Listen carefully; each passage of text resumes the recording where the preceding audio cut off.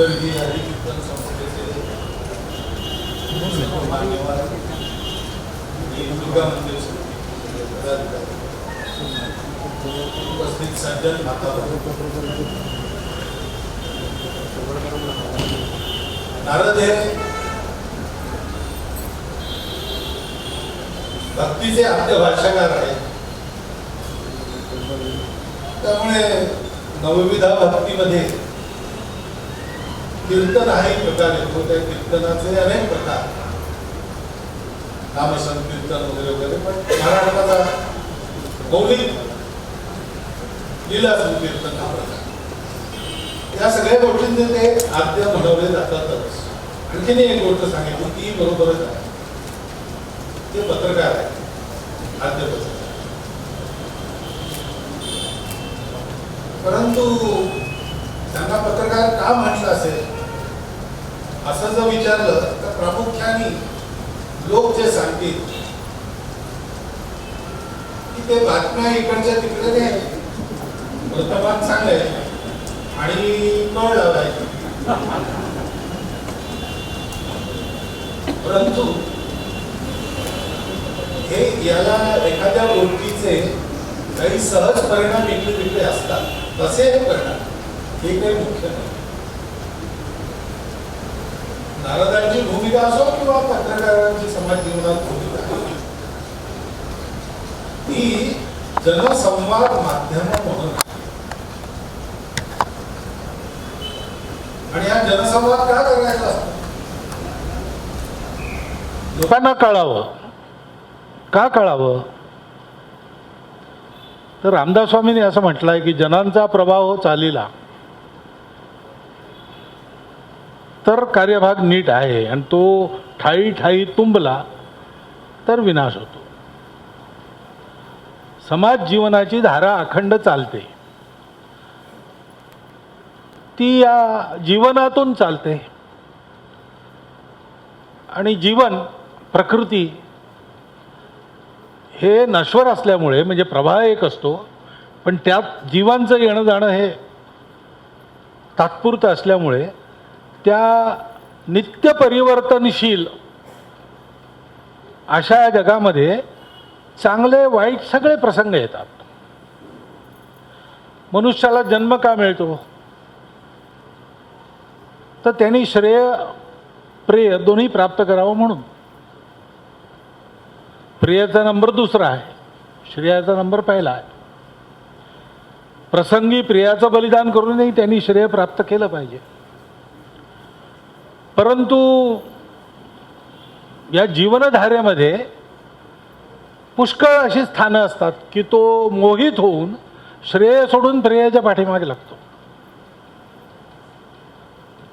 आणि त्याच्यामुळे जीवन हे शिकण्याकरता आहे, परंतु जीवनात कोणतीही चूक होऊ शकते ही संभावनाही ठेवली. एका अर्थाने परीक्षा आहे. त्या परीक्षेत व्यक्ती म्हणूनही उत्तीर्ण झालं पाहिजे, आणि या परीक्षेत समाज म्हणूनही उत्तीर्ण झालं पाहिजे. या मायेच्या दुनियेमध्ये व्यक्तीला किंवा समाजाला ठेवून त्यातून त्यांनी उन्नती करावी अशी व्यवस्था असण्याचं कारण काय आहे? ते कारण असं आहे की ईश्वराच्या इच्छेने ही जगाची लीला जी चालते आहे त्याला हातभार लावण्याचं काम व्यक्तीलाही करावं लागतं, समाजालाही करावं लागतं. त्या लीलेचे अनेक रंग आहेत, अनेक त्याच्यात पात्र आहेत, अनेक प्रसंग आहेत. प्रत्येकाच्या वाट्याला, व्यक्तीच्या वाट्याला काही ना काही आहे. जगातला कुठलाही एक क्षुल्लक, कोणालाही माहीत नसलेला, कुठल्या तरी कोपऱ्यात आफ्रिकेतल्या एखाद्या जंगलात आजही अर्धनग्न अवस्थेत राहत असलेला, बांबूच्या नळीतून बाण मारून शिकार करत असलेला असाही एक माणूस जरी नसला तर या जगाचा जो व्यापार आज चालताना आपला दिसतो त्यात तो तसा झाला नसता, काहीतरी फरक पडला असता. हे अगदी आता म्हणजे पुष्कळांना आता परंपरागत आवडत नाही. अध्यात्म म्हटलं की त्यांना बुवाबाजी वाटते. विज्ञान सांगा म्हणतात. हे विज्ञानसिद्ध सत्य आहे आजच्या विज्ञानानुसारही. जगातल्या एका परमाणूचीही जागा काळ सर्व निश्चित ठरलेला आहे आणि त्यात जर काही कारणाने अंतर झालं तर सगळ्या जगाचं जे पुढचं भविष्य चालतं त्याच्यात अंतर पडतं. प्रत्येकाचा प्रत्येकाशी संबंध आहे. तसंच समाधानचंही आहे. स्वामी विवेकानंदांनी असं म्हटलं की प्रत्येक राष्ट्राचं एक प्रयोजन. रोम उदयाला का आलं? जगापुढे लष्करी सत्तेचा, लष्करी सामर्थ्याचा एक आदर्श ठेवायचा.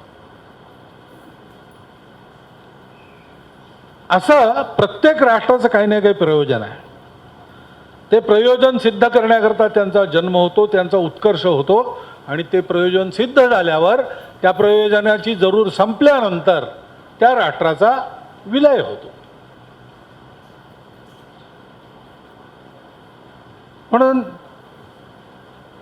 ही राष्ट्र गेली, आता त्यांचा मागमूसही नाही. इतिहास आहे, नाव माहिती आहे. काही हजार वर्षांनी ते सुद्धा लुप्त होऊन जाईल. पण आमचं हे जे राष्ट्र आहे याचं प्रयोजनच असं आहे की ते अमर आहे. सगळ्या जगाचं जीवन संतुलित करणारं, परस्पर सहयोगाने शांतीने चालवणारं, सर्वांना एकमेकाशी जोडणारं, मनुष्याच्या अर्थकामांना एक चांगला उद्देश प्राप्त करून देऊन त्यांना एका अनुशासनात चालवणारं धर्मतत्व हे आमच्या इथे आलं. शरीर मन बुद्धीच्या परस्पर विरोधी ओढींचा समन्वय साधून व्यक्तीला या सर्व बंधनांच्या पलीकडे मोक्षाकडे नेणारं आत्मतत्व, त्याचा साक्षात्कार आमच्या ऋषींना पहिल्यांदा झाला. व्यक्ती, समूह आणि सृष्टी या सगळ्यांचं नीट चालावं, एकाच वेळी सगळ्यांचा विकास व्हावा. समाजाचा विकास, पर्यावरणाचा नाश होऊ नये आणि समाजाच्या विकासाकरता व्यक्तीची गळचेपी होऊ नये. व्यक्तीचं चांगलं होणं रावणाला, हिटलरला जन्म देणारं होऊ नये. त्यातनं संत, राजर्षी, ब्रह्मर्षी हे जन्मावेत. अशा प्रकारचा एक सम्यक संतुलन साधणारा जो आत्मतत्व आहे, परमेष्ठी आहे, धर्मतत्व आहे, हे सगळे एकाच गोष्टीचे आविष्कार आहेत. ते सत्य आमच्या इथे ऋषीमुनींना सापडलं, कारण त्यांनी ते शोधायचा प्रयत्न केला. बाकी दुनियेने तो केला नाही. आपली उपनिषदं पाहिली, त्यांचा कालानुक्रम आपण जर रचला तर असं लक्षात येतं की प्राचीन उपनिषदं ही बाहेरच्या गोष्टींमध्ये सत्य शोधतात. बाहेरच्या म्हणजे भौतिक सुखामध्ये नाही, पण अग्नीमध्ये आहे का, वायूमध्ये आहे का, जलामध्ये आहे का, पंचमहाभूतांमध्ये, त्याची उपासना करून सत्य जे पूर्ण समाधान, कधीही फिकं न होणारं सुख देतं, असं मिळतं का त्यातनं? असं पाहता पाहता त्यात नाही सापडत. मग ही उपनिषद आतमध्ये वळतात. मग आम्ही पाहतो, आम्ही बोलतो, तर ही वाणी आहे का सत्याचा आधार? त्या वाणीच्या अनुषंगाने सत्याकडे पोचता येतं का? विचार मनाच्या अनुषंगाने, चित्ताच्या अनुषंगाने पोचता येतं का? वायू प्राणाच्या अनुषंगाने पोचता येतं का? आपल्या त्याच्यात असं वर्णन आहे आपल्या जुन्या साहित्यात की कधी काळी कोणा एका ऋषीला अशी बुद्धी झाली की बाहेरची दृष्टी आत वळून सत्याचा शोध घ्यावा. त्या क्षणी अध्यात्माचा जन्म झाला. बाकी जगाने थांबवलं. आपल्याला ती कथा माहीत आहे. असुरांचा राजा विरोचन, देवांचा राजा इंद्र, दोन्ही समाज सुखाच्या शिखरावर, कशाची कमी नाही पण तरी समाधान नाही. म्हणून बृहस्पती, शुक्राचार्य यांच्याकडे आपापल्या गुरुकडे गेले. विरोचन शुक्राचार्यांकडे गेला, इंद्र बृहस्पतीकडे गेला. विचारलं की असं का? तर त्यांनी सांगितलं की तुम्ही ब्रह्माजींकडे जा. त्यांच्याकडे एक आत्मविद्या आहे. तो आत्मा जाणल्यावर काहीही जाणायचं शिल्लक राहत नाही आणि तो प्राप्त झाल्यावर कशाच्याही प्राप्तीची जरूर नसते. सहजच, आपोआपच, आपल्यातच कधीही न संपणारं शाश्वत कधीही फिकं न पडणारं अवीट गोडीचं सुख सतत प्राप्त होत राहतं. मग दोघंही वल्कल नेसून हाती समिधा घेऊन शिष्यभावानी गेले त्यांच्या पुढे. जाऊन साष्टांग नमस्कार घातला. ब्रह्माजी ध्यानात होते. त्यांनी डोळे उघडून पाहिलं, तुमच्या वेशावरून दिसतं तुम्ही काहीतरी शिकायला आले आहात. त्या समिधा कोपऱ्यात ठेवून द्या आणि बोला काय पाहिजे ते. त्याने सांगितलं, तुमची ती आत्मविद्या आहे, तुम्ही आत्मा पाहिलेला आहे, आत्मा पाहिल्यावर सगळं मिळतं, तर तो आत्मा कसा पाहायचा? तर म्हणे तुम्ही पाहता कसे? म्हणजे डोळ्यांनी. पण डोळ्यांनी पाहता म्हणजे काय? त्या डोळ्यामध्ये जो पाहणारा बसलाय त्याला पहा, तो आत्मा आहे. लगेच दोघं एकमेकासमोर उभे राहिले. एकमेकाच्या डोळ्यात पाहिलं खोल. अरे डोळ्यात कितीही खोल पाहाल तर दुसऱ्याच्या डोळ्यात पाहाल तर आपलंच प्रतिबिंब दिसतं त्यात. त्याच्यामुळे त्यांना वाटलं की बरोबर ब्रह्माजींनी आपल्याला ज्ञान दिलं. हा जो हाडामासाचा देह आहे त्याच्यातलं मन बुद्धी ज्याला आपण जाणू शकतो भौतिक रूपाने, या असंच काही साधना न करता जन्मतःच शरीराची मनाची बुद्धीची जाणीव ही जीवाच्या ठिकाणी ठेवलेलीच असते. तेच आहे सत्य, तोच आत्मा आहे. निघाले परत. आत्मा अमर आहे, शाश्वत आहे, सर्व सुखाचं निधान आहे वगैरे. वैतरणी नदी पार करताना विरोचन वल्लवत होता. इंद्र बसला होता आपलं प्रतिबिंब पाहत. त्याच्या लक्षात आलं की ते वल्ल पडलं की जे तरंग उठतात त्यात हा शाश्वत अमर आत्मा नष्ट होतो. तोणारे थांब थांब थांब, काहीतरी गडबड आहे. तरी मला वाटलं एकदम कसं काय ज्ञान दिलं त्यांनी, योग्यतेची परीक्षा न करता. त्यांनी आपल्याला कोडं घातलं आहे, हा आत्मा नष्ट होतो म्हणजे हा आत्मा नाही आहे, परत चल. विरोध म्हणा परत बिरत जायची जोड नाही. ब्रह्माजी कशाला आपल्याला, आपण एकेका समाजाचे नेते आहोत, आपल्याला कशाला ते उगीच कोडं बिडं घालतील. आपण विचारायला गेलो, नम्र भावाने गेलो, शिष्यभावाने गेलो, त्यांनी आपल्याला सांगितलं, उपाय सांगितला, आपण केला, जे आपल्याला दिसलं तेच आहे. विरोचन परत गेला नाही. म्हणून ही जी जडवादी भौतिकवादी उपभोगवादी संस्कृती झाली त्याला ते सापडलं नाही. इंद्र परत गेला आणि त्यांनी विचारलं. मग अशीच निर्णय कोडी घालत घालत घालत शेवटी इंद्राला ते आत्मतत्व प्राप्त झालं. ते आपल्या ऋषीमुनींना प्राप्त झाल्यावर स्वाभाविक त्यांना हेही लक्षात आलं की हे विश्वाची माझे घर. हे आपल्याला जे शाश्वत सुखाचं निधान सापडलं आहे ते सगळ्या जगाला दिलं पाहिजे, ही स्वाभाविक भावना आहे आपलं आत्मीयतेची, आपलेपणाची. आणि म्हणून मग त्यांनी उद्यम केला, कठोर तपश्चर्या केली, एक राष्ट्र घडवलं. भद्रमिच्छंत ऋषय स्वरविदहा तपोदीक्षाम उपसे दुरग्रे ततो राष्ट्रम बलम ओजश्च जात. विश्वाचं कल्याण इच्छिणाऱ्या ऋषींनी दुर्धर तप केलं, त्यातून हे आपलं राष्ट्र ओज आणि बल उत्पन्न झालं. आणि काय विराट आणि खडतर उद्यम केला असेल. समाजाला शिकवणारी माध्यम त्यांनी उभी केली. करोडो रुपये लावून नाही, त्यांनी माणसं उभी केली. व्रतस्थ व्यक्ती आणि व्रतस्थ परिवार उभे राहिले. समाजाला सतत जागवत राहायचं, या सत्याकडे प्रपंचातून जायचंच आहे, त्याला नकारायचं नाही. पण हा नासका जो प्रपंच आहे तो परमार्थाच्या आधाराने फिका करत करत मनुष्य जीवनात जी भौतिक कर्तव्य असतात त्याचा योग्य निर्वाह करून परमार्थ प्राप्ती कशी करायची, मनुष्याने असंच जगलं पाहिजे. आत्मनो मोक्षार्थम जगद्हितायच, हे जीवन मनुष्याचं जीवन आहे. ते सतत सगळ्या खाचकळव्यातून वाट कशी निघेल, सगळ्या मोह आकर्षणातून बचाव कसा होईल, या ध्येयाच्या दिशेने सतत जाऊ तर अविद्यया मृत्युम तीर्त्वा विद्यया मृतमश्नुते, याप्रमाणे भौतिक सुख आणि पारलौकिक सुख दोन्हीमध्ये दिग्विजय प्राप्त होईल. असं श्रेयस्कर जीवन कसं जगायचं हे समाजामध्ये समाजाच्या चालीने चालत, समाजाच्या बोलीने बोलत समजवायचं.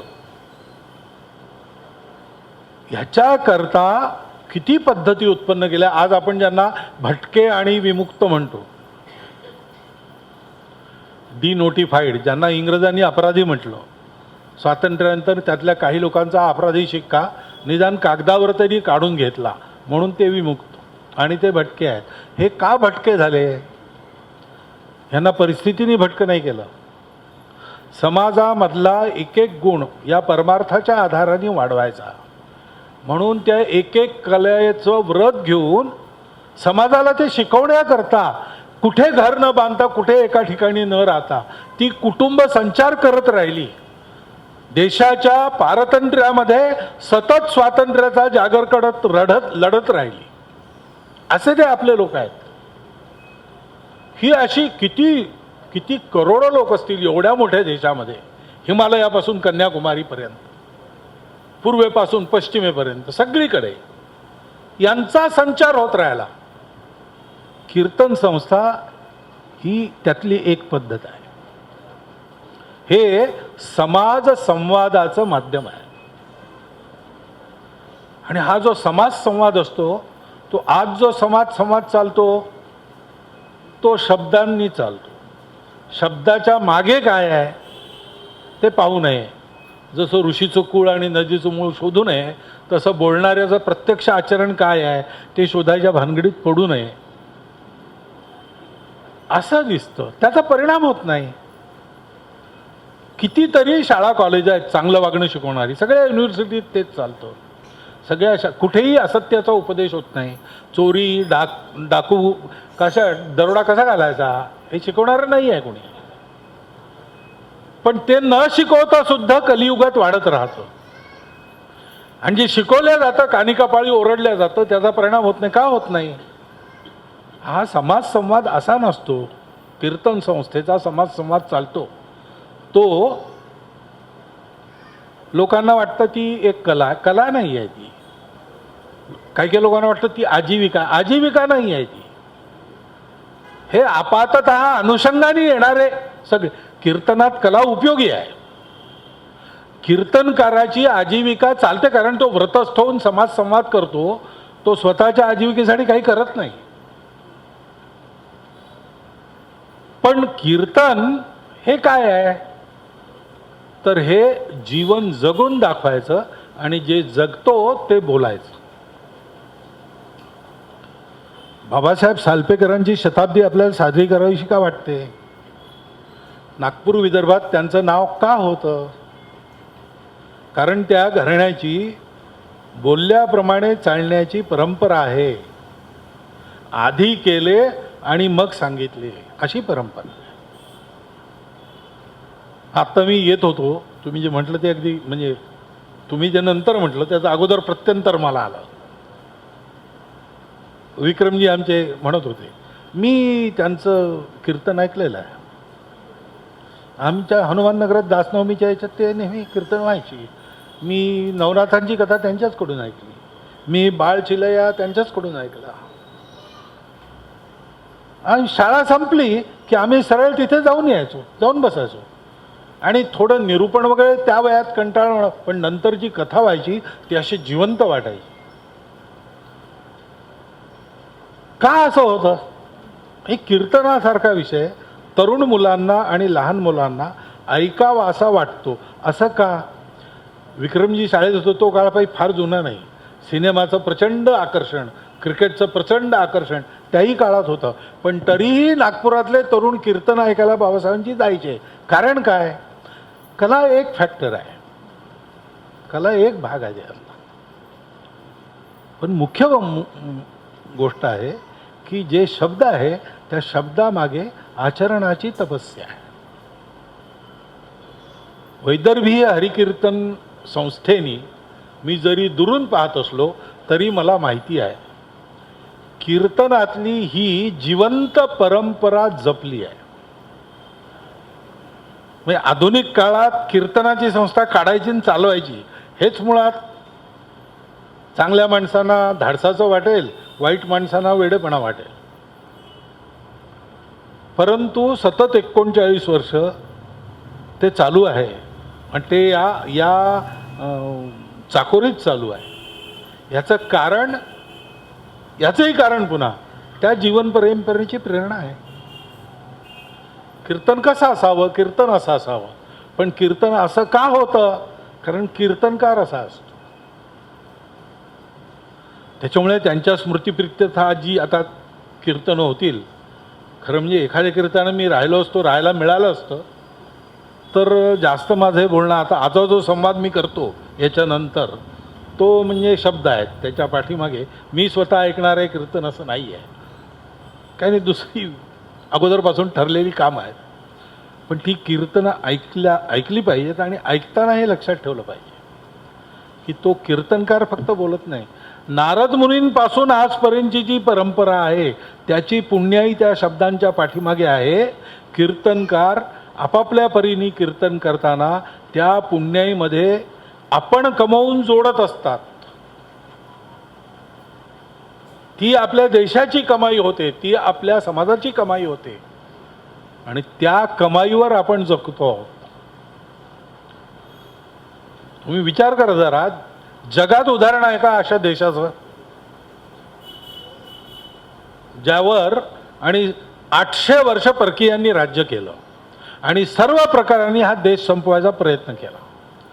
त्याची संपत्ती घालवली, त्याचं स्वास्थ्य घालवलं, त्याचे स्मृतिभ्रंश केला, सगळं केलं. अक्षयवट कापून टाकला, मुळं खोदून टाकली आणि त्या जमिनीत पुन्हा काही उगवू नये म्हणून आग पेटवून त्याच्यावर लोखंडाची चादर ठोकली. त्याच्यानंतरही त्याच्यातून अंकुर वर आले आणि आज पुन्हा प्रयागला त्रिवेणी तटावर अक्षयवट उभा आहे. आपला भारत तसाच आता उभा होतो आहे. हे सामर्थ्य कुठून आलं? हे सामर्थ्य त्या ऋषींना झालेला तो सत्य साक्षात्कार, त्यांनी आपल्या खडतर तपश्चर्येतून मिळवलेले ते सत्याचं पाथेय, हे सहज भाषेमध्ये सर्वसामान्याच्या बोलीत आकर्षक पद्धतीने जीवन जगून मांडणारे कीर्तनकार, त्यांची अखंड परंपरा आहे. त्यामुळे आहे वैदर्भीय हरिकीर्तन परंपरा संस्था तीच परंपरा पुढे चालवते आहे. त्याच्यामुळे त्यांच्या या उद्योगाला मी नम्रपणे वंदन करतो आणि अशी परंपरा चालू ठेवणाऱ्या बाबासाहेबांसारख्या समाजामध्ये जनांचा प्रवाह चालू ठेवणाऱ्या, आम्ही वैकुंठवासी आलो याची कारणासी बोलेली जे ऋषी साच भावे वर्तावया, शब्दज्ञानांमुळे जो घोटाळा झाला तो घोटाळा काढून प्रत्यक्ष आचरणातून आलेला अनुभव शब्दांनी लोकांपर्यंत त्या परंपरेचा धागा पकडून त्यातून पोचवणाऱ्या कीर्तन परंपरेतल्या महापुरुषांना नम्रपणे वंदन करतो आणि माझे 4 शब्द इथे संपवतो.